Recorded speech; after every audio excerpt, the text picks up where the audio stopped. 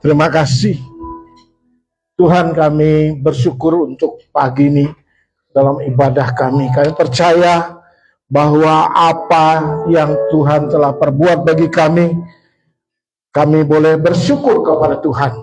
Karena Engkaulah yang sudah melakukannya dalam hidup kami. Terima kasih. Kalau hari ini kami akan mendengarkan suara-Mu, biarlah Engkau hadir di tengah-tengah kami. Sehingga apapun yang menjadi firman-Mu, bagian dari kebenaran-Mu, boleh kami dengar, bahkan kami boleh mengerti, kami boleh maju lagi, satu langkah lagi, karena Tuhan menghendaki kami menjadi lebih dewasa hari lepas hari. Terima kasih Bapa, terima kasih Tuhan. Di dalam nama Tuhan Yesus yang mau diberkati, mari bersama saya katakan amin. Silakan duduk. Shalom. Foto nomor 1, Uncle. Puji Tuhan, terima kasih untuk kehadiran Bapak Ibu Saudara yang kekasih dalam Tuhan. Kita ada masalah sedikit soal parkir, mobil saya parkir di jauh, tapi saya percaya petugas di sini sudah ambil mobil saya karena ada sembako di dalamnya. Besar ya, fotonya dibuat besar. Sedikit saya cerita tentang Ibu Emi ini. Saya percaya jemaat mengasihi Ibu Emi ya. Kalau saya lebih lagi mengasihi. Jadi waktu ada benjolan di belakang ini, saya dikasih obat sekian waktu lama, kempes. Tapi kemarin bengkak merah begitu, terkejut juga. Saya ini berdoa sama seperti kejadian yang dulu. Saya berdoa 1 jam, aduh setengah mati Tuhan. Ya, karena kami punya latar belakang, Ibu Emi pernah breast cancer ya, jadi diambil sebelah kirinya. Jadi hal-hal seperti ini horor ya, horor bener. Terus saya marah sama Bu Emi. Kenapa kamu masih minum air gula, air es teh, es jeruk, berhenti kamu minum begitu. Saya emosi sekali. Tapi perkataan saya bilang, kamu adalah satu-satunya yang saya mau dalam hidup ini.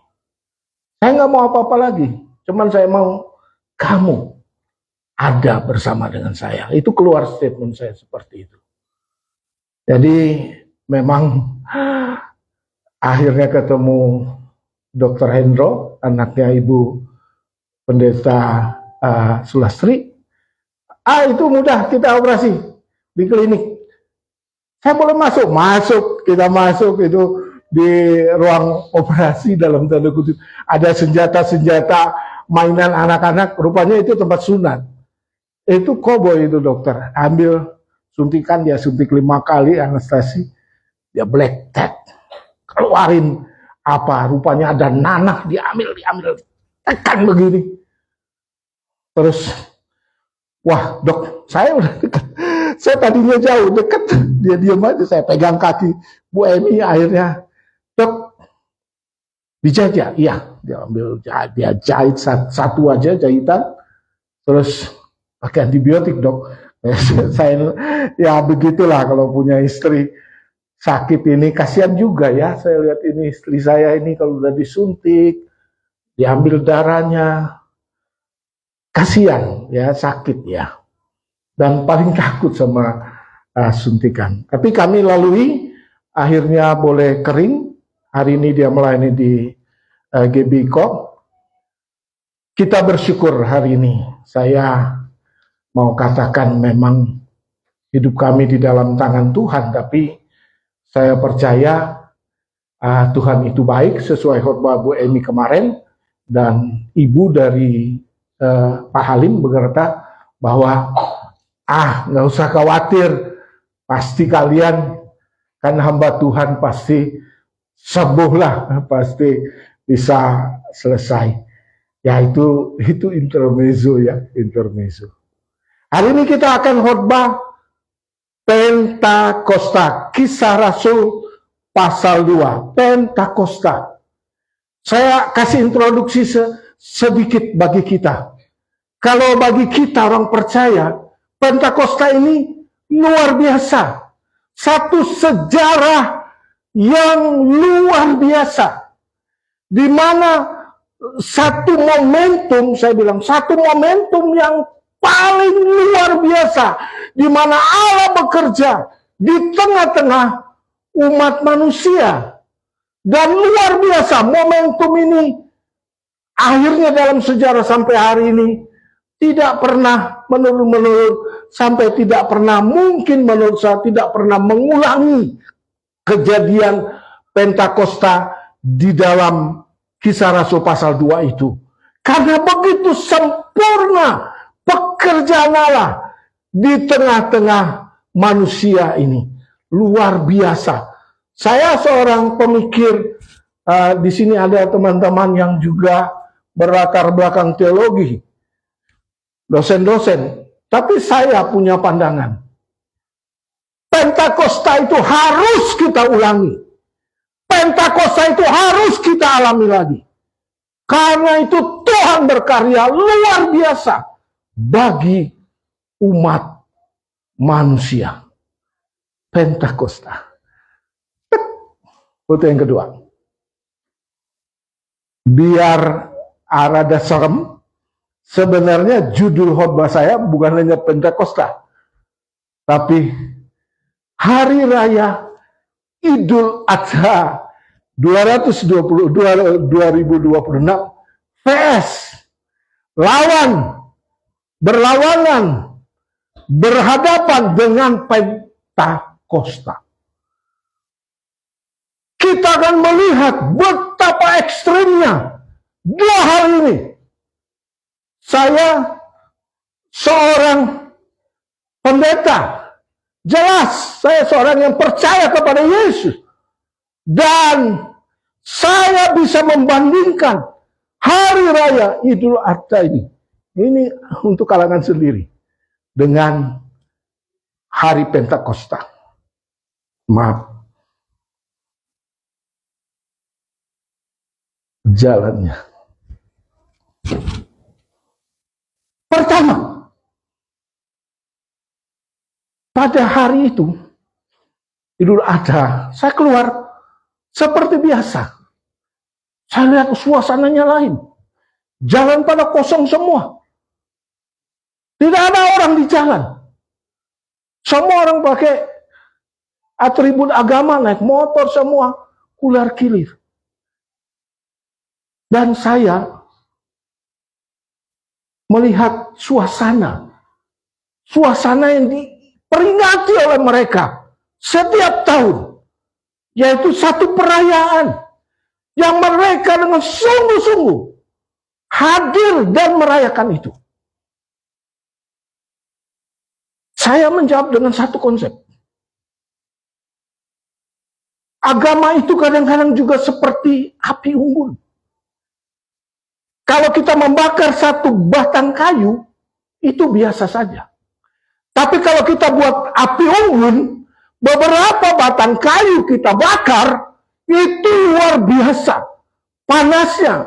Bahkan kayu-kayu yang basah pun oleh pengaruh dari kekuatan api itu akan membakar semua kayu-kayu yang basah juga.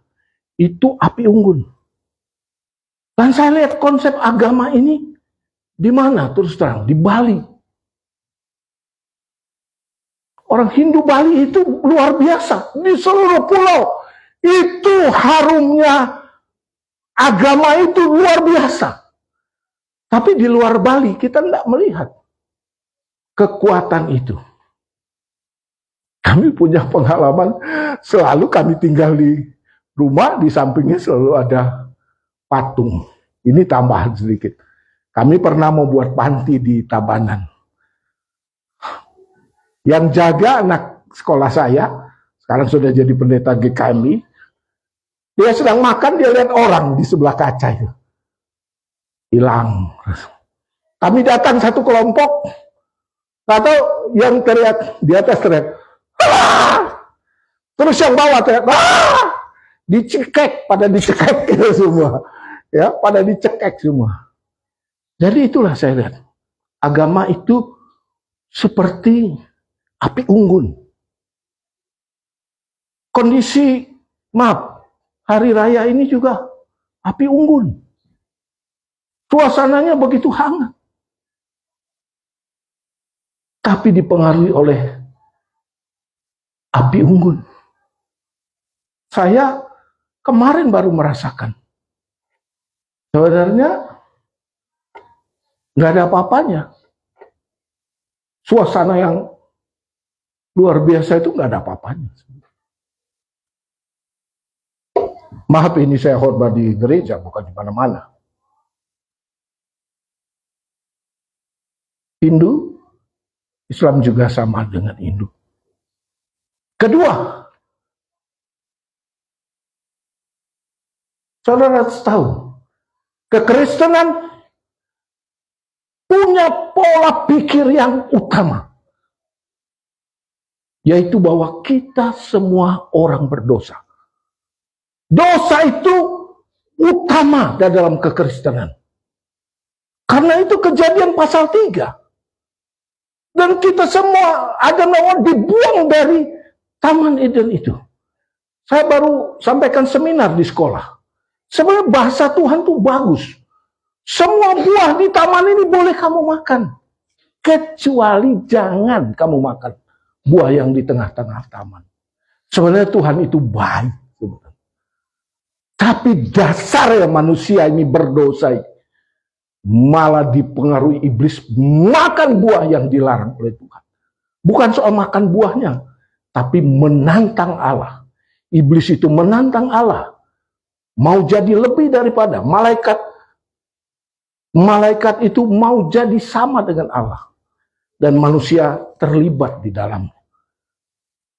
Sudah melanggar Allah, mau lebih dari Allah. Sehingga masalah sebenarnya adalah masalah dosa. Dan maaf, kaum yang merayakan ini juga tidak menganggap dosa itu besar bagi mereka.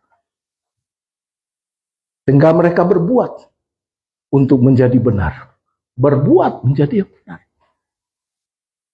Tapi kesimpulan saya apa? Orang berdosa hanya ganti baju. Mereka rayakan. Orang berdosa hanya ganti baju.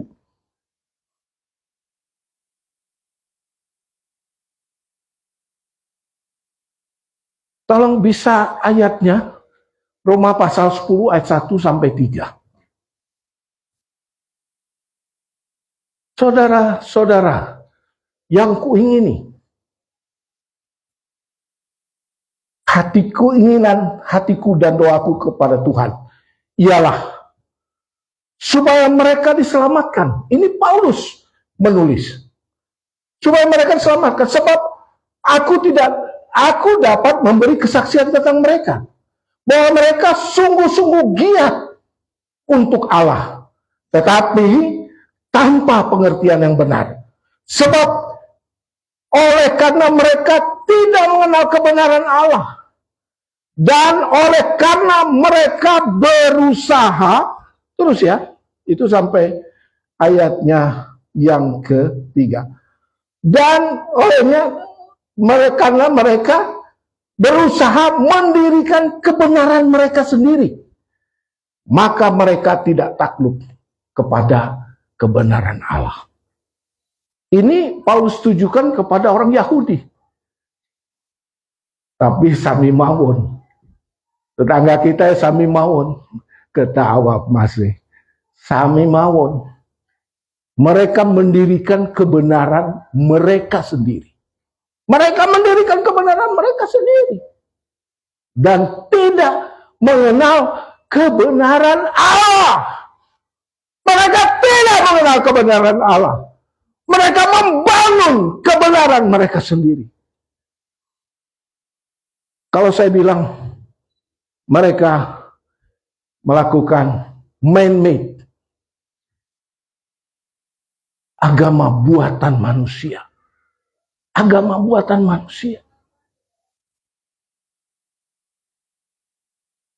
Sehingga setiap kali jalan kosong segala macam.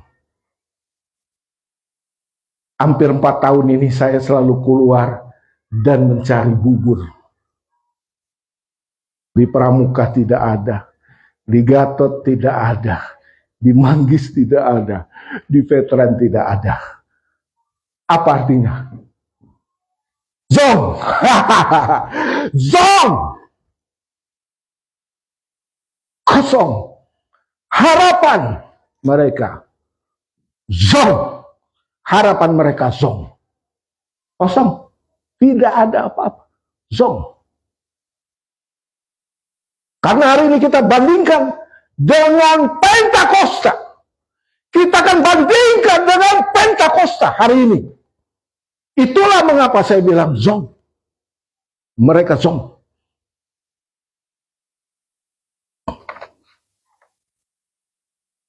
Sekarang kita masuk ke Pentakosta.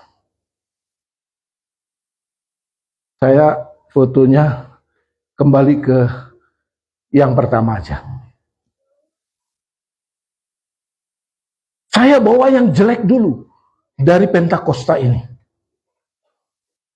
Mari kita baca tentang Ananias dan Safira. Aneh ya, dari Pentakosta yang luar biasa ini terjadi sesuatu yang aneh sekali, yaitu Ananias dan Safira. Mari buka ayatnya.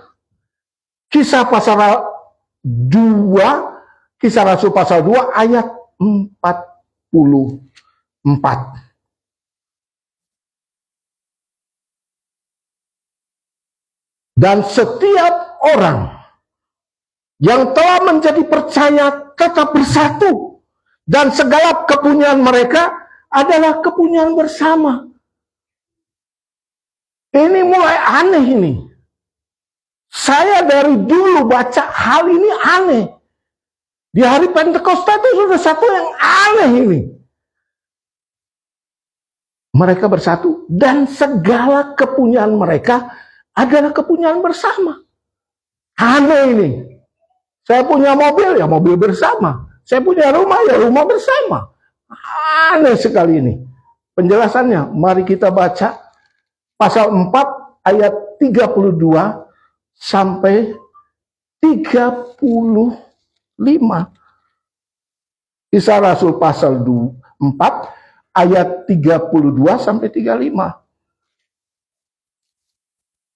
Adapun kumpulan orang-orang yang telah percaya itu, mereka sehati,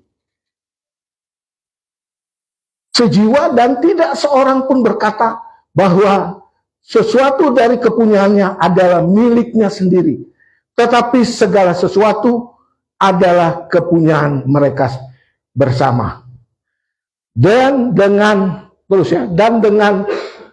kuasa yang besar rasul-rasul memberi kesaksian tentang kebangkitan Tuhan Yesus, dan mereka semua hidup dalam kasih karunia yang melimpah. Ayat 34. Sebab tidak ada seorang pun yang berkekurangan di antara mereka, karena mereka semua orang yang mempunyai tanah atau rumah menjual kepunyaannya itu, dan hasil penjualan itu mereka bawa, ayat ke-35, dan mereka letakkan di depan kaki rasul-rasul, lalu dibagi-bagikan kepada setiap orang sesuai dengan keperluannya. Saudara lihat, ini Alkitab bukan main-main ya, bukan bohong. Orang-orang di Temah ini sudah 3.000 orang yang percaya, 120 orang yang berdoa di ruang atas yang mengantar Yesus naik ke sorga. Suasananya luar biasa. Tetapi ini berbicara sudah 3.000 orang. Dan orang-orang yang punya tanah, rumah menjualnya, taruh di kaki rasul-rasul. Rasul-rasul itu bagi-bagi. Kan saudara dia bilang, ini Pak Raymond ini masa mau terulang lagi Pentakosta? Siapa sih yang mau jual rumahnya, mobilnya untuk dibagi-bagi rame-rame, semua tidak berkekurangan? Aneh kan? Aneh. Tapi apa yang terjadi pada waktu itu? tentang Ananias dan Safira. Kisah Rasul pasal 2, kembali ayat yang ke-45.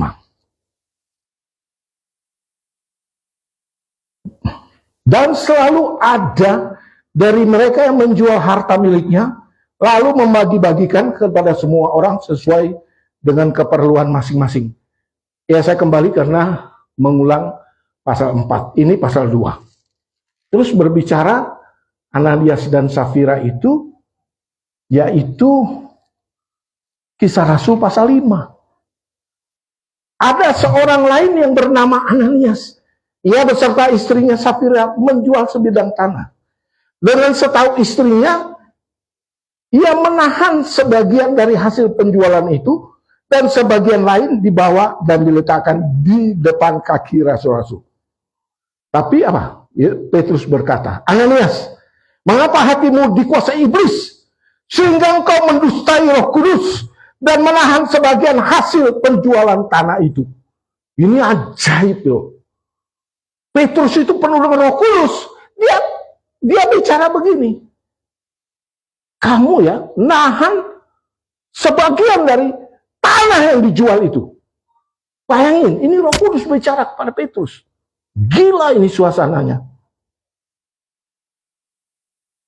Tetapi Petrus berkata, Ananias, mengapa hatimu dikuasai iblis, sehingga engkau berdusta Roh Kudus dan menahan sebagian dari hasil penjualan? Ini pernyataan yang saya pegang. Selama tanah itu tidak dijual, bukankah itu tetap kepunyaanmu? Dan setelah dijual, bukankah hasilnya itu tetap dalam kuasamu?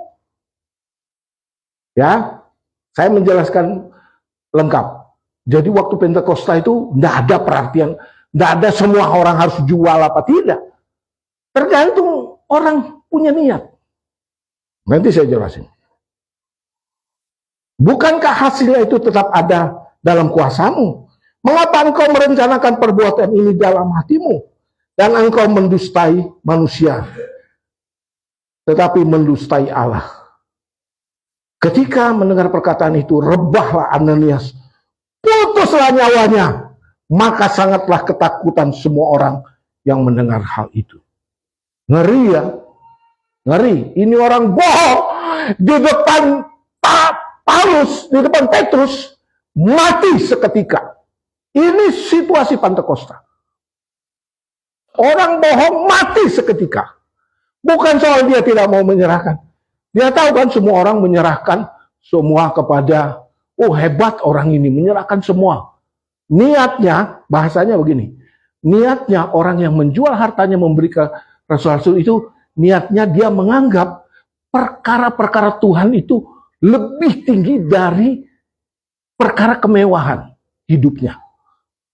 Apakah ada orang seperti ini di dunia sekuler? Ada. Yang Mark Zuckerberg itu yang punya Facebook juga, hidup sederhana, dia kasih semua hartanya. Ada seorang di Tiongkok itu, di Cina, kekayaannya berapa? 17 miliar dolar. Itu berapa triliun. Dia pernah kecelakaan, dia kasih donasikan uangnya untuk pendidikan dan orang miskin, dan dia pergi ke gunung tinggal sederhana di sana. Ada orang berbuat begitu.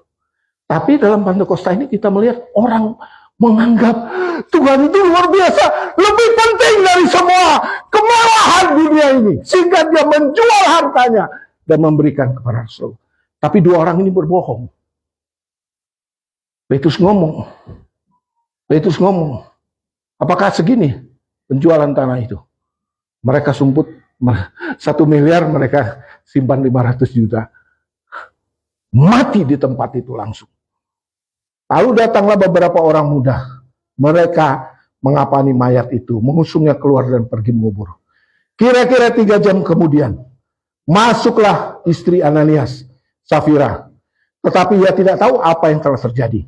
Kata ke Petrus kepadanya, katakanlah kepadaku, dengan harga sekiankah tanah itu kamu jual? Jawab perempuan itu, betul sekian. Kata Petrus, mengapa kamu berdua bersepakat untuk mencobai roh Tuhan?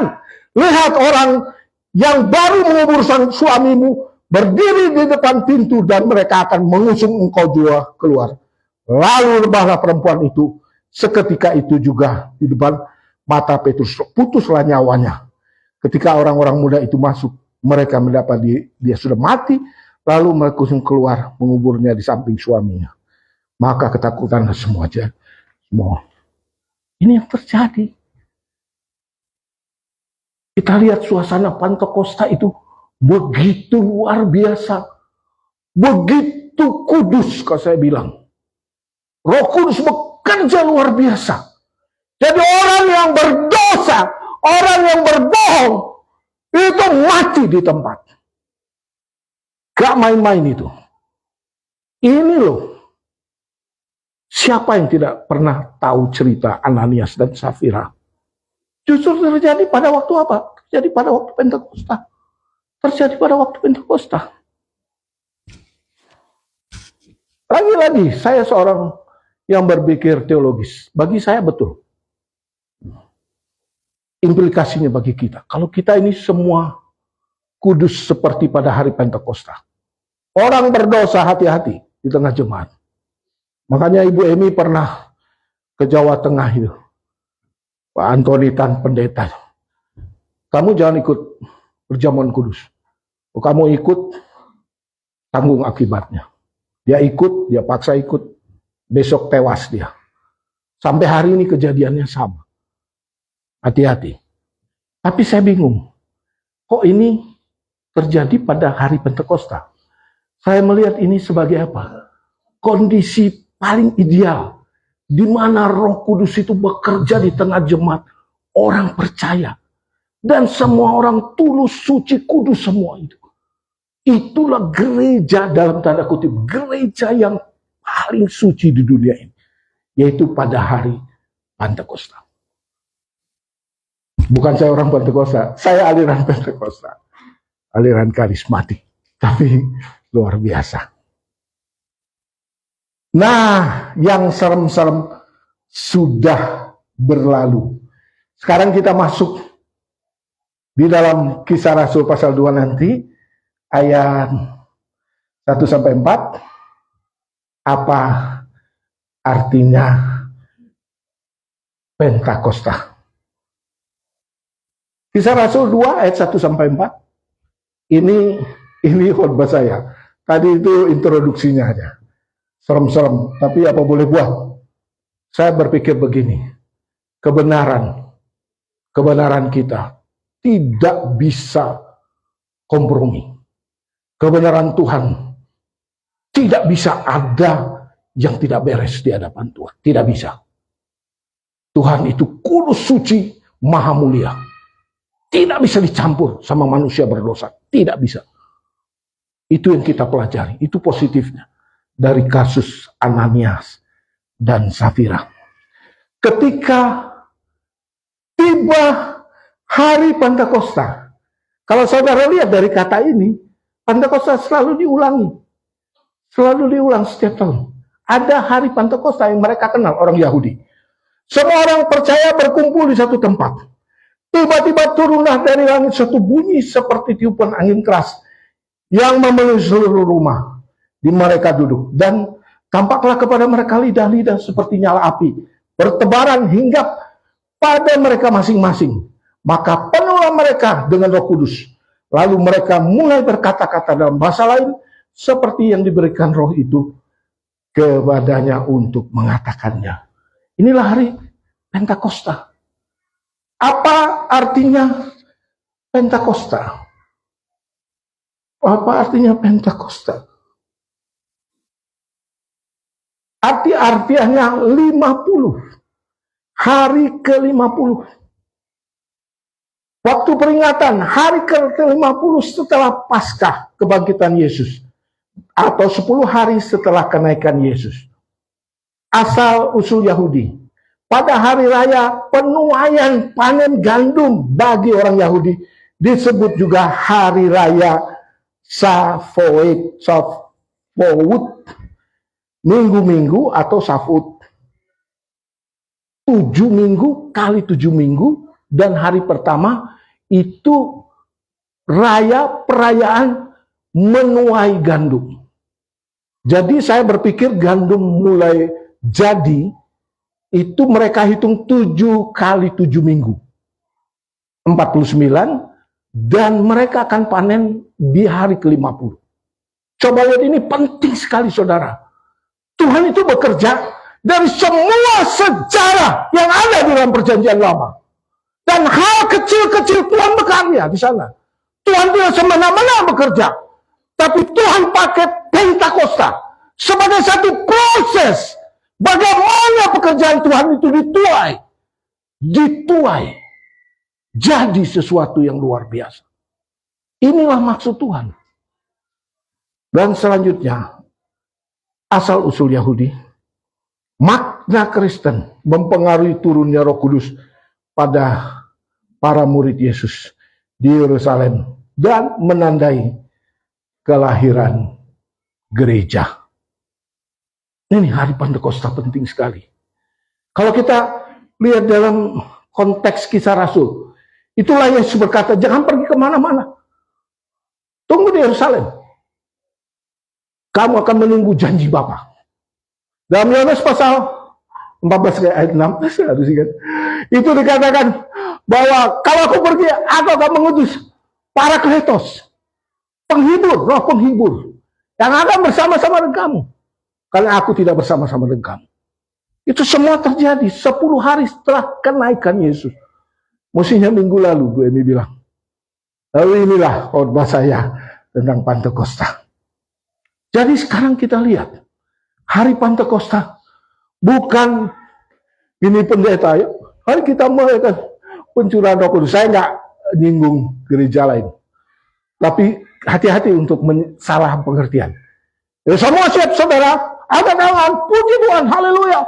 Dan saya akan menyukur, wow, saudara penuh dengan Roh Kudus semua. Bukan itu.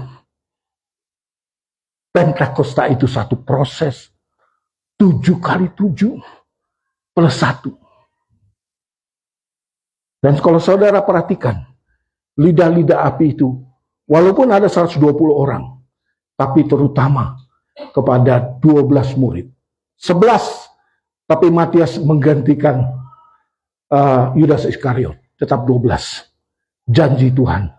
Dan mereka penuh dengan lidah-lidah seperti lidah api.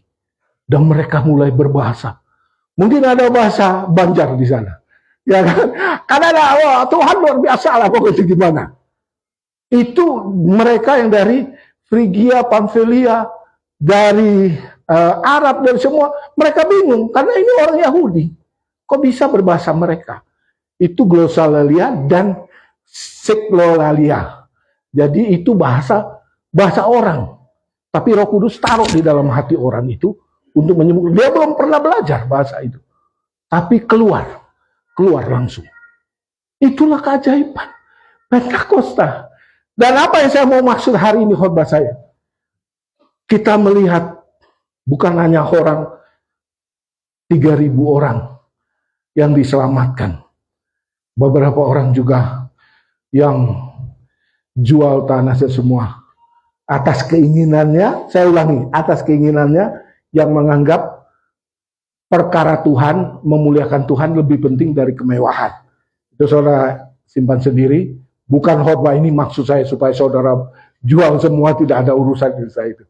Jangan salah mengerti. Ada proses. Terutama saya melihat proses para murid. Mengapa itu Pentakosta menjadi luar biasa terjadi pada para murid? Petrus berkhotbah, 3.000 orang bertobat. Itu luar biasa. Petrus jalan, bayangnya orang sakit, orang lumpuh sembuh. Saat itu juga. Luar biasa. Setiap hari mereka membagikan roti, sukacita. Dan mereka ditakuti banyak orang. Dan selalu Tuhan menambahkan orang dalam gereja pertama ini. Dan itulah menurut saya sesuatu karya Allah yang luar biasa. Maaf ini saya sekolah panjang juga.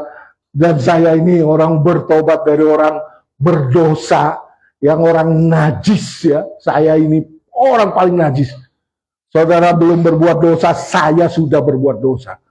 Saya ini orang paling najis gitu. Saya orang paling najis.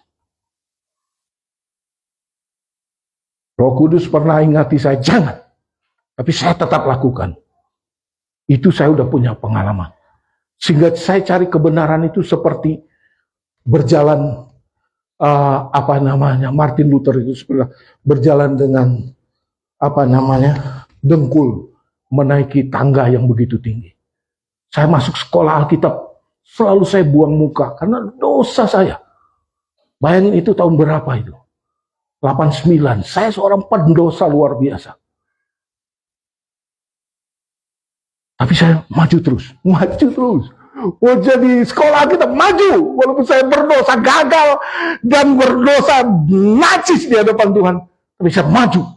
Sekolah saya maju terus. Saya buang muka, dipilih beberapa untuk ketua angkatan 1. Saya dipanggil juga, di belakang saya buang muka. Ujungnya saya dipilih sebagai ketua angkatan. Itu sejarah saya dulu. Ini proses. Sekarang ini ada 7 proses. Saya senang mendapat poin ini. 7 proses, saudara. Jadi saya berpatokan 7 proses ini. Saya nggak mau saya sendiri maju. Saya tidak mau saya sendiri yang mengalami Tuhan memakai saya luar biasa. Tidak mau saya. Saya mau Pak... siapa yang kasih batik saya? Pak Sartono. Mas Sartono. Juga jadi seperti saya. Semua jadi seperti saya. Mana coach?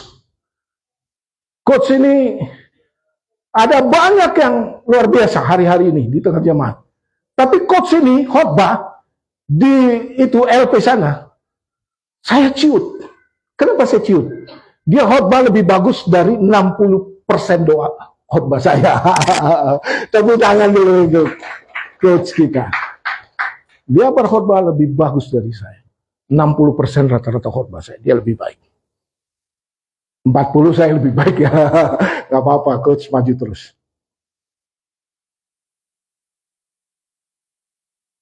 Jadi ada 7 kelas yang harus kita hadapi. Nanti saya mau lihat, saudara lihat di kelas mana saudara. Kita jemaat tidak bisa mundur. Kita ada 7 kelas sekarang. Saya baru dapat poin ini, nggak perlu sekolah teologi. Lebih baik kalau saudara sekolah teologi. Tapi kalau saudara ikuti ini, luar biasa. Gambar, angkel. Gambar ketiga. Kelas yang pertama. Waduh, bisa dibesarin nggak? Nah, tahap kebangkitan. Ya, ini tahap kebangkitan. Tahap kebangkitan. Harapan lebih banyak lagi. Rasa lapar spiritual dimulai. Seorang menyadari bahwa ada lebih banyak hal dalam hidup dan tanggung jawab terhadap panggilan Tuhan. Ini satu kebangkitan. Pada waktu Pentakosta betul. Semua orang dibangkitkan. Euforia luar biasa. Tapi ini terus berlangsung dalam hidup kita. Saat ini juga. Kita harus mengalami kebangkitan di dalam hidup kita.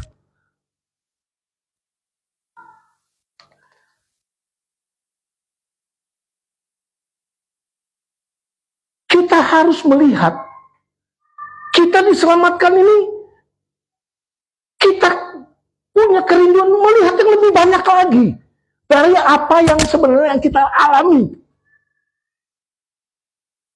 Yang pertama,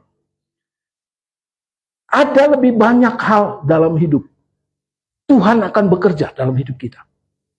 Yang kedua, keselamatan adalah pintu masuk, bukan tujuan akhir. Kalau saudara diselamatkan, itu bukan terakhir. Sudah itu ke gereja tenang-tenang sampai dalam kotak 1 meter kali 2 meter itu. Bukan itu. Keselamatan kita itu baru mulai. Keselamatan adalah pintu masuk, bukan tujuan akhir. Tuhan memiliki tujuan yang lebih besar daripada sekadar masuk surga. Tuhan punya tujuan lebih besar bagi setiap kita daripada hanya bawa saudara ke surga doang.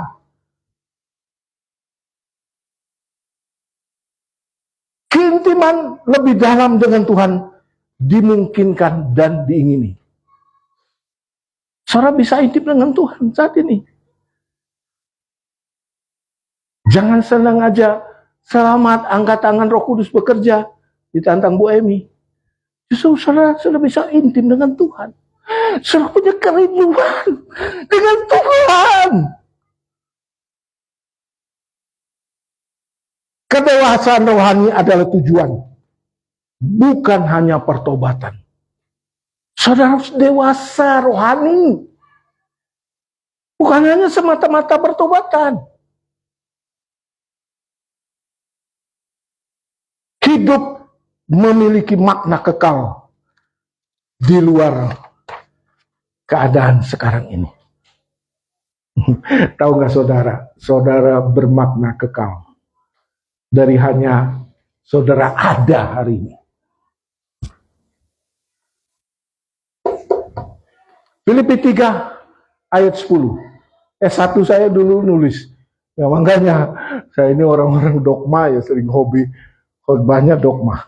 Yang ku kehendaki ialah mengenal Dia dalam kuasa kebangkitannya dan persekutuan dalam penderitaannya, di mana aku menjadi serupa dengan Dia dalam kematiannya. Ayat yang ke-11, sehingga aku beroleh kebangkitan. Ini loh, Paulus tuh udah orang paling pintar lah di Alkitab. Gak cukup pertobatan kita. Kita harus tahu bahwa kita butuh mengenal Dia lebih dalam. Dalam kuasa kebangkitannya. Dan penderitaan dalam persekutuan dalam penderitaannya. Sehingga kita serupa dengan Dia dalam kebangkitannya. Ini satu proses. Ya nggak berhenti saudara duduk di depan jemaat seperti ini. Saudara harus maju. Pada waktu saudara mengalami kebangkitan dalam hidupmu, saudara bilang, aku haus akan kebenaran Tuhan. Aku haus akan ya kebenaran di dalam Matius pasal 5 itu.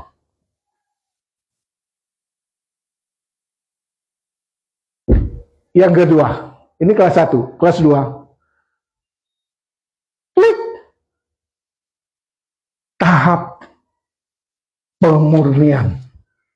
Tahap pemurnian. Pemisahan dan transformasi. Tuhan mulai memurnikan hati dan menghilangkan apa yang menghambat pertumbuhan. Fondasi sedang dibangun. Tahap pemurnian. Tahap pemurnian ini gak enak. Dia akan membersihkan hidup kita dari keyakinan kita yang lama. Pertempuran internal antara daging dan roh. Disiplin diperlukan. Tidak lagi bersantai. Komitmen yang diperlukan. Tuhan menyingkapkan motif tersembunyi dalam hidup kita. Niat hati yang sebenarnya itu terungkap nanti. Ini pemurnian. Pemisahan dengan cara-cara hal-hal orang-orang yang tidak selaras dengan tujuan Tuhan. Dimurnikan. Dimurnikan. Dari apa? Pikiran salah, pikiran duniawi, ketakutan, kebohongan, kepercayaan, emosi, luka masa lalu, trauma, penolakan, perhambat pertumbuhan, keinginan daging, pola berdosa, keinginan berdosa, pengejaran berpusat pada diri sendiri. Ini dimurnikan dari hidup kita. Ini kelas 2 ini. Kelas 2. Dimurnikan kita, dibersihkan. Kalau kita tidak dibersihkan, bukan itu tujuan Tuhan menyelamatkan kita. Kita dibersihkan. Supaya apa? Pada waktu kita dibersihkan, kita mengalami pertumbuhan. Kelas 3. Pertumbuhan. Tahap pertumbuhan, membangun kekuatan rohani. Orang percaya menjadi teguh dan kuat di dalam Tuhan. Akar tumbuh lebih dalam. Dan iman menjadi kekal. Pertumbuhan. Membangun kekuatan rohani.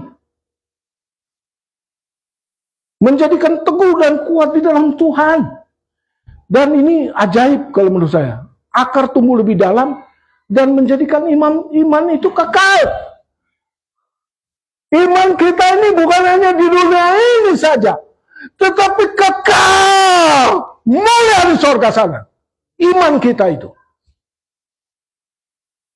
Itulah mengapa saya bilang Pentakosta berbeda sama agama-agama lain. Karena Tuhan bekerja membuat kita kuat secara rohani. Membuat kita bertumbuh, berakar di dalam Tuhan. Dan iman kita itu kekal. Itu rencana Tuhan dalam hidup kita. Akulah pokok anggur yang benar. Yohanes pasal 15:1-2. Bapakkulah pengusahanya. Setiap ranting yang ada padaku yang tidak berbuah dipotongnya. Dan setiap ranting yang berbuah dibersihkannya. Supaya ia lebih banyak berbuah. Roma 12 ayat 2. Ini catatan saya. Oke. Janganlah kamu menyesuaikan diri dengan pola dunia, tetapi hendaklah diubah oleh pembaharuan pikiran. Janganlah kamu menjadi serupa dengan dunia ini, tetapi berubahlah oleh pembaharuan budimu. Sehingga kamu dapat membedakan mana kehendak Allah. Apa yang baik, yang berkenan kepada Allah. Dan yang sempurna. Saya berpikir ya, kadang-kadang sebagai pendeta ini sulit ya. Memimpin orang ini, kemana maksudnya? Maunya. Tapi ini jawabannya. Jangan seperti dunia. Berubah budimu. Sehingga engkau bisa membedakan, engkau sendiri bisa membedakan mana kehendak Allah, di mana kehendak Allah itu yang berkenan dan yang sempurna dalam hidupmu sendiri. Saya sudah menemukan perubahan akal budi itu. Saudara, bagian saudara cari sendiri supaya jangan sama seperti dunia ini. Kelasnya berat ini, tambah lama tambah berat. Kelas 4.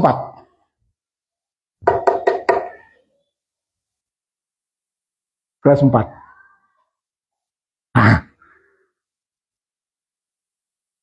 Saya punya kepean juga. Tahap uji coba. Proses di padang gurun.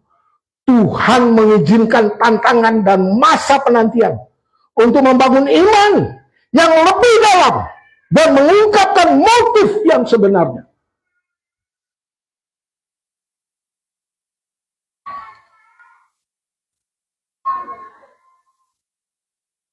Padang gurun itu mendidik kekuatan spiritual. Bangsa Israel 40 tahun. Bahkan ada cerita sebenarnya dari Mesir ke Kanaan itu 4 tahun sebenarnya sudah bisa dicapai. Tapi karena kedegilan hati dan semua 40 tahun mereka. Dan semua orang yang tua yang berangkat dari Mesir mati semua di tengah jalan. Kecuali generasi muda yang lahir di tengah jalan. Karena di situ ada tahap pengujian. tahap pengujian. Saya kembali ya, kalau saya khotbah begini, saya selalu ingat masa susah kami, suami istri. Susah. Ibu Emi dari latar belakang sana itu Idul Adha. Kena cancer.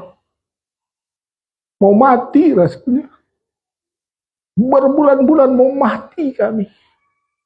Dan orang yang ke dokter itu, terakhir itu kan, Dokter Edi Hermantenko bilang, Ibu ini survival. Di atas 20 tahun, 25 tahun. Semua kayak hitungan angka 1, 2, 3, 4 pada gone semua. Ada meninggal semua. Makanya saya sedih punya istri. Tapi Tuhan kasih istri seperti itu. Dianggap saya mampu menanggungnya. Susah. Tapi itu ujian bagi kami. Sampai kami kalau bisa dibilang dipercayakan jemaat seperti ini. Kami bisa membina. Kami bisa, ya maaf, perintah dikit-dikit gitu ya. Karena ujian. Ujian itu. Susah itu ujian itu. Tahap uji coba. 40 tahun bangsa Israel. Yesus 40 hari. 40 semua. Dibawa ke padang gurun. Doa supaya roti, batu menjadi roti. Naik ke bumbungan baik suci. Jatuhkan nanti malaikat akan angkat. Sembahlah iblis. Karena iblis akan memberi seluruh harta dunia ini. Tapi Yesus menolak semua. Musa 40 tahun juga. 40 tahun jadi anak raja. 40 tahun jadi pemelihara kambing domba. Bayangin anak raja jadi memelihara kambing domba berapa? Ibu ini ngomong, kambing dombanya 3-4 biji cuma. 40 tahun itu Musa menggembalakan kambing domba. Ujian. Kalau saudara belum mengalami ujian, atau saudara melihat hidup saudara nggak ada hubungan dengan ujian, saudara mungkin bukan ada di kelas 4. Karena Tuhan menguji kita semua. Menguji semua. Menguji kita semua.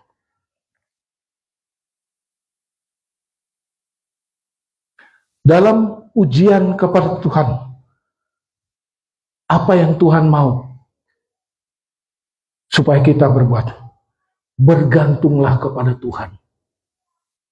Bergantunglah kepada Dia. Bukan pada kekuatanmu sendiri dan kesuksesanmu sendiri. Bergantunglah kepada Dia. Jangan menoleh ke belakang. Jangan menoleh ke Mesir. Jangan meromantiskan, bahasanya, meromantiskan hidup di Mesir itu. Tapi saudara adalah budak di sana. Jangan diromantiskan. Itu kan bangsa Israel ngomong, oh lebih baik kami di Mesir. Kami makan daging, makan sop. Itu meromantiskan.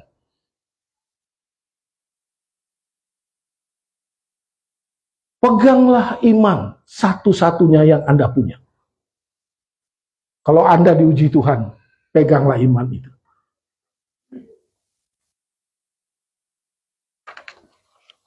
Sorry, ini kayak dosen juga. Percaya dan setia kepada Tuhan. Setia. Setia saja sama Tuhan. Tunggu Tuhan.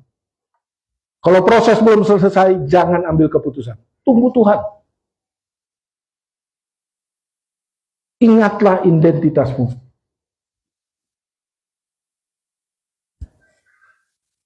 Engkau dimurnikan. Tuhan akan membuat engkau raja dan ratu.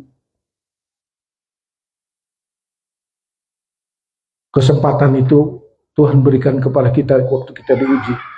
Dia mempersiapkan kita sebagai raja dan ratu. Saya selalu ingat, saya ngecari Ibrani pasal 10, 11. Banyak nabi-nabi perjanjian lama mau lihat hari ini.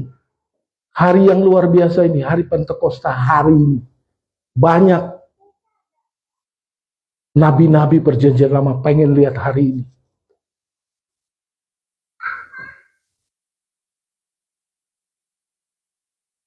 Tetaplah fokus pada tujuan.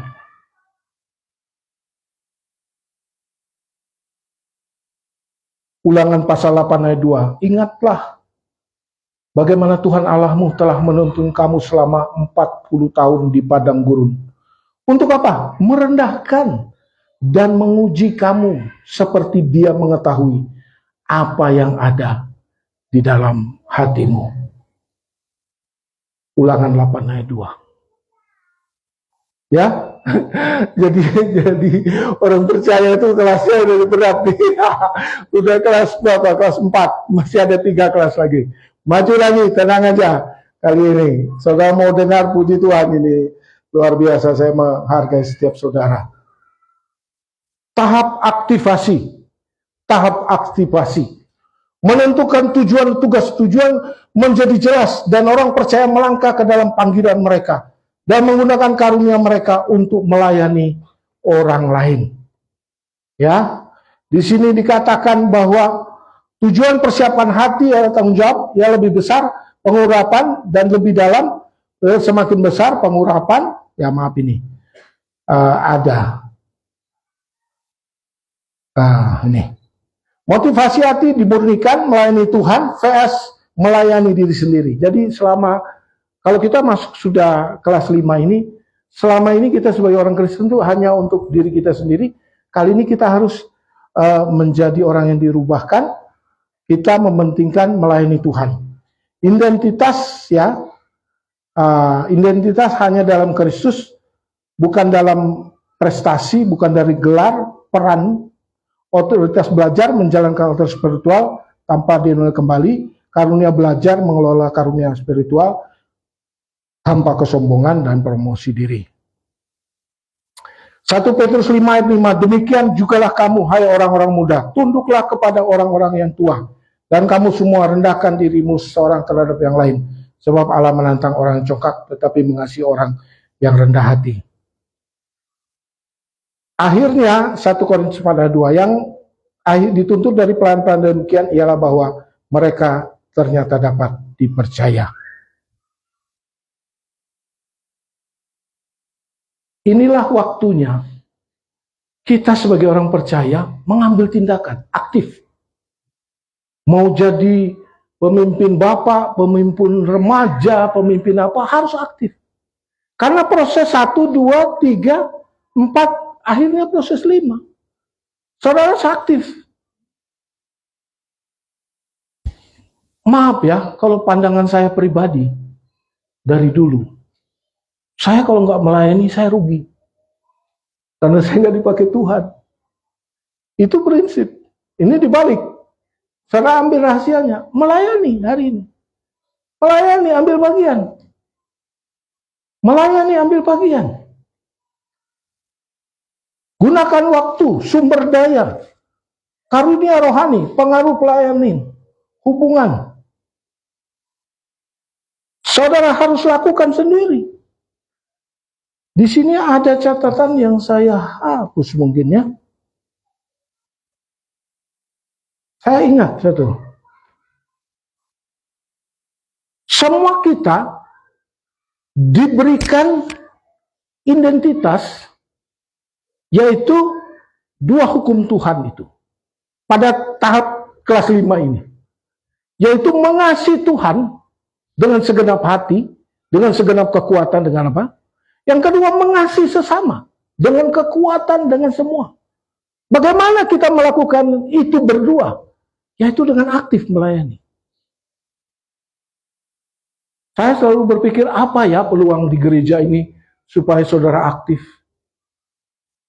Tapi ya, saudara tahulah alasan saudara sendiri. Mengapa saudara tidak aktif sampai hari ini? Kadang-kadang Bu Emi cari akal. Ya, termasuk maaf coach, Coach, pelayanan di penjara, siap. Nah itu aktif, akhirnya aktif luar biasa. Itu sama seperti pengertian saya, kalau kita nggak melakukan, kita nggak punya. Seperti nyupir mobil, kita belum punya SIM, nggak bisa nyupir mobil. Jalan satu-satunya apa? Ya pertama punya SIM. Yang kedua apa? Nyupir mobil. Mobil itu harus disupirin. Setelah saudara nyupir, nanti jago. Seperti Pak Tato, hobi ngebut, jago. Jadi melayani harus ambil tindakan. Layani. Layani kelas muda, kelas apa, layani. Tanpa kalau saudara melayani, saudara tidak akan tahu proses aktivasi hidup saudara. Maka saudara kembali lagi. Mengapa hidup saudara ya begini lagi. Jadi penonton aja tidak pernah melakukan. Betul, saya dapat ini. Aktivasi. Identitas mengasihi Tuhan, mengasihi sesama. Markus 12 ayat 30-31. Aktivitas. Memiliki tanggal. Mulai kapan, akhir kapan, berlangsung setiap musim mengalir dan keberadaan. Yang penting tidak permanen. Dasar kehidupan Tuhan dapat menggerakkan, merenungkan, memanggil manusia. Sebelum saya jadi ikut Bu Emi menggembalakan, saya seorang pimpinan PI, misi PI. Saya pergi ke Jawa Tengah, ke Jawa Barat, ke Bali. Kadang-kadang ke Bali itu 2 minggu sekali. Saya naik pesawat, saya jalan darat, semua saya alami.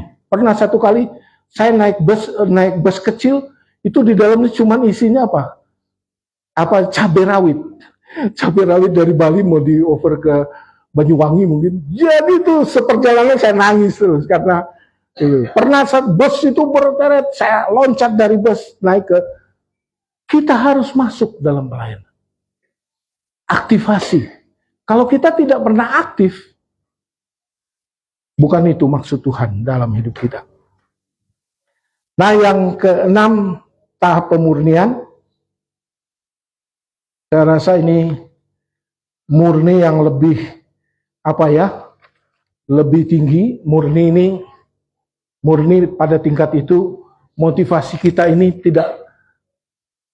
tidak terpicu oleh kekayaan, tidak terpicu kepada popularitas, tidak terpicu kepada untuk menguntungkan diri sendiri. Itu memurnikan pada tingkat yang keenam. Yang keenam, coba lihat 6. Tahap penyempurnaan. Belajar menerapkan hati dan pengelolaan Allah, memperdalam kerendahan hati, hikmat dan kasih. Orang yang percaya belajar mengelola pengaruh, berjalan dalam keseimbangan. Saya sudah pernah melayani di yayasan, saya pernah menjalani sekolah, promosi itu jalannya dari Tuhan, bukan dari kita. Kita harus bersih motivasi kita. Pada tingkat yang ke-6 ini kita harus punya motivasi yang murni ya di hadapan Tuhan. Kita nggak cari apa-apa. Tadi kalau hubungannya dengan Ibu Emi yang sakit ini, saya cuma minta supaya Tuhan kasih waktu kami lebih panjang sama istri saya. Saya nggak mau apa-apa lagi di dunia ini. Nggak mau apa-apa lagi. Cuma satu, pengen istri saya aja di dunia ini. Motivasi kita dibersihkan. Mau punya motivasi yang murni. Karena ini udah tingkatnya jenderal, sudah pamen ini, sudah tingkatnya perwira tinggi. Harus bersih hati. Karena pada tahap ini kita diberi kepercayaan, kita diberi uang, diberi otoritas, diberi segala. Pada tahap ini, pada tahap 6 ini, pemurnian. Yang terakhir adalah keayahan. Ini kalau dalam bahasa Inggrisnya fatherhood dan motherhood. Tahap keayahan dan keibuan. Menjadi pembangun orang lain. Orang percaya kini berinvestasi kepada orang lain, mendidik murid, meninggalkan warisan yang berlipat ganda. Ya, saya pertama satu-satu. Menjadi pembangun orang lain. Terus terang, setiap kali saya berdiri sebagai hamba Tuhan di sini, Saya mau bapak-bapak, ibu-ibu yang senior itu menjadi pembimbing yang lebih mudah. Ini di kepala saya ini bukan saya buat-buat. Itu yang saya pikir. Rupanya ini pada tahap yang terakhir. Kalau saudara sudah mengalami tahap sampai 6, tahap 7 ini adalah bagaimana saudara harus membimbing orang lain. Hidup saudara harus bimbing. Satu. Terus berinvestasi kepada orang lain. Kita ini udah beres, udah selamat. Tapi saya berinvestasi, maaf ke Pak Aristo, ya. Investasi saya di dia. Jadi nilai saya ini akan lebih besar nanti dari hanya nilai saya. Ada investasi saya di Pak Aristo. Lebih besar lagi. Itu yang Tuhan mau. Ini loh pekerjaan Tuhan yang luar biasa. Dia akan bekerja luar biasa di antara kita. Membuat kita luar biasa. Yaitu pada waktu kita membimbing, berinvestasi kepada orang lain. Kalau kita nggak berinvestasi, nggak ada nilai kita, ya mungkin nggak nilai kita. Belum tentu juga 1-6 itu ada dalam hidup kita.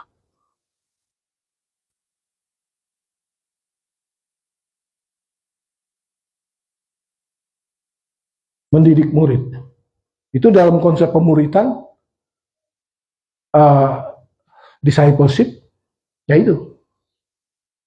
Nanti ada, Anda secara alami membimbing orang lain tanpa diminta.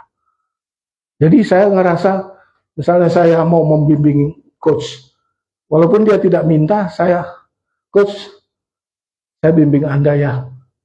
Kapan-kapan kita ngopi, kita bicara hal-hal rohani. Kita harus coach. Ya coach di coach. Coach di coach. Orang-orang datang kepada Anda untuk meminta nasihat rohani. Ini yang maaf aja, setiap hari itu saya lihat di siapa? Bu Emi ini. Banyak orang datang, Bu, bagaimana ini, bagaimana itu. Karena dia sudah layak di kelas 7 ini. Kelas lulusan kelas 7. Udah lulus di kelas 7. Anda merasa terbebani oleh pertumbuhan rohani orang lain. Anda harus melihat terbebani antara orang-orang lain yang misalnya ada masalah, terbeban saudara untuk mendorong dia. Investasi waktu dalam pemurisan, bersukacita kemenangan rohani, mewarisi warisan. Ya kita nggak mewarisi kekayaan, nggak mewarisi keluarga besar, tapi kita mewarisi iman kita. Iman kita yang bagus itu kita wariskan. Nah, selesai ya kelas 7. Maaf saya harus menyelesaikan kelas 7 karena mungkin saya nggak akan khotbah seperti ini lagi, tapi secara terpisah, pecah-pecah, saya akan muncul sekali-sekali dengan konsep ini. Saya gali dalam-dalam, semoga saudara dapat berkat di sini. Ya, wah, ada yang mau tepuk tangan ya. Tapi belum selesai. Gongnya belum selesai.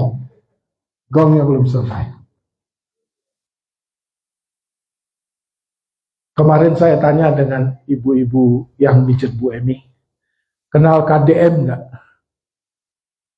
Tahu ya semua? Kang Deddy Mulyadi. Saudara tahu, saya putar-putar TikTok dia, YouTube dia.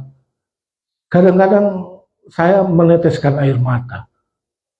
Kita ini orang Kristen kadang-kadang bisa kalah dengan KDM. Dia pergi pada waktu orang puasa, dia menemukan satu keluarga. Bapak itu memang kawin dengan ibu yang lebih muda, punya anak kecil, tapi dia sudah susah kerja. Di rumah itu cuma ada setengah canting beras di rumah itu. Kang Deddy masuk, dia tanya, apa yang mau dimakan. Ya nggak tahu, dia bilang cuma ada beras, dia udah tua. Kang Dedi akhirnya kasih beras, kasih uang, banyak dia tolong. Saya juga senang, dua atlet, nggak tahu Jawa Barat atau nasional, gagap itu apa ya, perlombaan atlet yang disable ya, orang yang cacat. Minta kawin sama Kang Dedi karena dia nggak mau pisah lagi. Ini lihat ya, kadang-kadang orang di sebelah tuh lebih kekudusannya tuh lebih logis di kepalanya. Kita nih orang Kristen kadang-kadang maaf aja saya langsung hubungan seksual sebelum menikah. Tapi ini loh pikiran dia. Maaf, ini poin yang saya mau bawa. Supaya jangan berzina lah. Tolong dinikahin. Mintanya ke Kang Dedi. Akhirnya Kang Dedi bawa janji. Dia telepon itu kepala KUA-nya. Jadi menikah. Yang cowok juga bilang, kamu apa kerjanya? Sama. Kagak bisa ngomong juga. Tapi kuliah dia. Cantik dan ganteng. Akhirnya Kang Dedi menikah. Saya ngelihat ya, Kang Dedi ini lain sekali. Dulu saya lihat Jokowi lain. Maaf, ini saya memperhatikan politik juga. Saya lihat Jokowi dulu lain. Saya waktu dia menang lari di KBK itu apa, Bung Karno itu, di orang ribuan itu, saya ngelihat seperti apa ya, urapan Tuhan. Tapi saya terakhir lihat, ya dia manusia biasa. Terus terang saya bilang dia manusia biasa, manusia berdosa. Kang Dedi, dia kerjakan jalan, dia suruh orang, dia bereskan semua tambang-tambang yang nggak punya izin segala macam, dan dia potong semua biaya sebagai gubernur. Dia pakai mobil pribadi, Mercy-nya itu. Terakhir Bu Eni ketemu di bandara, Bu Eni baru tahu dia lewat mobil putih, pengen foto. Kalau saya ada pengen foto juga dengan Dedi Mulyadi. Saudara lihat apa yang saya mau gambarkan. Kang Dedi ini baru kelihatan berbeda dengan siapa? Ridwan Kamil. Saudara lihat, orang yang baik akan bisa kita bandingkan dengan orang yang dalam tanda kutip gubernur. Maaf saya bicara di sini. Kang Dedi membantu orang kecil di bawah yang nggak makan, penjual-penjual. Tapi mewah RK bangun masjid mereka 1 triliun ditanggung oleh 2 gubernur yang akan datang. Saudara lihat perbedaannya. Hari-hari ini saya orang Bandung. Di bawah Cihamplas tuh Cipaganti, Cihamplas, terus pada Suka itu dari dulu toko itu ditutup sama penjual-penjual ilegal itu. Semua gubernur, semua wali kota tidak mampu pindahkan. Tapi Kang Dedi amplop 3 juta semua, ada 20 biji dia kasih. Pak, seberapa apa ongkos teh? Seberapa untungnya sebulan? Ya apa? Oh, alamun iya mah sakia. Bahasa Sunda kan, saya orang Sunda juga. Istri saya orang Sunda, jadi mirip-mirip orang Sunda saya. Jadi, seberapa Pak? Nah, ayeuna kieu Pak ya. Tak kasih 3 juta, tapi Bapak bongkar. Bongkar tuh pada Suka, Pak. Langsung saat itu dieksekusi. Truk-truk dari gubernur datang bongkar semua itu. Tempat lain juga bongkar semua. Wali kota Bandung, Farhan. Menurut saya, dia nggak muncul karena apa? Malu. Setiap ganti wali kota nggak pernah berubah situasi itu. Kecuali Kang Dedi turun. Mengapa saya ambil contoh ini? Untuk kita semua. Buatlah hidupmu berubah menjadi lain, supaya ada perbedaan dari orang yang tidak mengenal Tuhan. Amin. Amin ya? Kalau saudara sama aja, untuk apa? Untuk apa saudara hidup? Untuk apa ada hari Pentakosta? Untuk apa Roh Kudus dikirim oleh Tuhan Yesus dan Bapa di sorga? Untuk kita semua. Supaya kita jadi pribadi yang lain. Yang luar biasa di dalam Tuhan.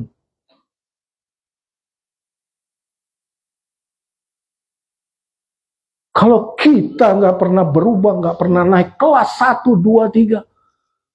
Motif kita apa? Beribadah. Dan segala sesuatu. Malu kita. Kita tidak bersama sama dunia ini yang tidak berbeda.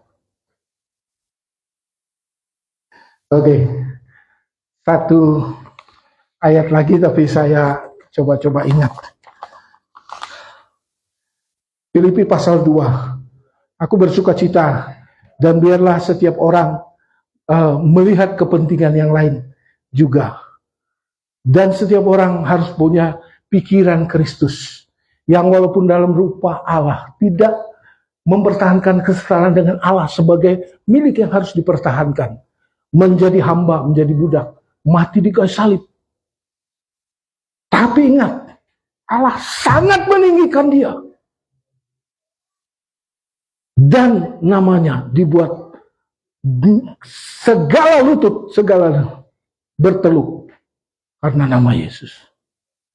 Itulah firman Tuhan bagi kita semua. Amin. Tuhan memberkati. Maaf agak panjang. Kalau ada buah ini saya sudah dimarah ini. Siapa yang doa sopannya? Oh, coach. Coach sekalian doa firman Tuhan. Terima kasih. Maaf ya agak terlalu lama. Tuhan memberkati. Di sana.